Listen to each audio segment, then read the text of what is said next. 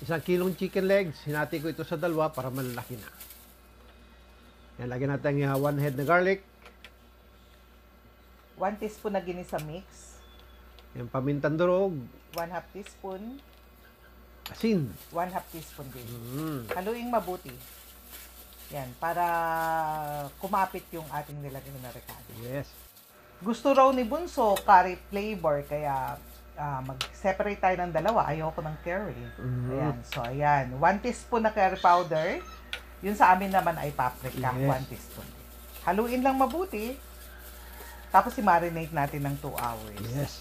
Unahin lang haluin yung yung paprika bago yung curry para hindi humawa yung Curry. oo.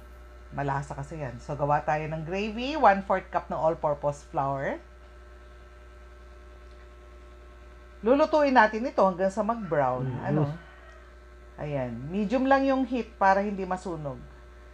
Ito yung magiging kulay na ng gravy natin. Kaya medyo pa-brownin natin. 1 tablespoon na unsalted butter. Tunawin lang yan dyan. So, kung mapapansin nyo, yung kulay na yan na yung kulay ng ating gravy. Kaya medyo i-brown nyo. 2 cups na tubig. Saka tayo maglagay ng 1 cup na evaporated milk.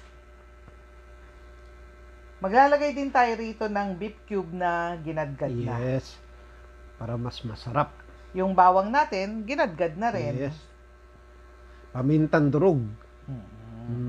Saka yung used oil. Any used oil. Huwag lang yung pinagprituhan ng isda. Yes. Lutuin lang yan hanggang sa lumapot na yan. Saka natin salain para maalis yung mga reka-rekado niya. So, gawin naman natin yung ating breading mix. Ayan. 1.5 cup na all-purpose flour. 1 teaspoon na garlic powder. 1 teaspoon na paprika. 1 teaspoon na ginisa mix. 1 teaspoon na paminta. Haluin lang natin mabuti. Gawa naman tayo ng butter niya. So, ito ay 1 cup na malamig na tubig. Yung galing sa ref talaga, Isang itlog. Lagay tayo ng 1/3 cup na all-purpose flour. Saka 1 teaspoon na crispy fry. Yes. So, ayan. Haluin lang mabuti. Yan yung ating magiging butter. Yan, ganyan lang dapat yung consistency. Huwag masyado malapot. Ilagay lang dyan yung ating mga chicken, sa butter natin. Saka natin lalagay dun sa ating breading mix. Yes. Make sure lang na makautan mabuti, kapalan nyo yung paglagay nyo. Yes. Para flaky-flaky. So, prituhin natin. 15 to 18 minutes ang pagpiprito. Ayan. So, ayan. Mag-flip-flip tayo every 2 minutes. Yes. Yung mantika, nagamit lang minsan yan, kaya inulit lang namin. After 18 minutes, ayan. Tignan nyo naman yung itsura, Pwede na. Kantong fried chicken na talaga yan. Ayan.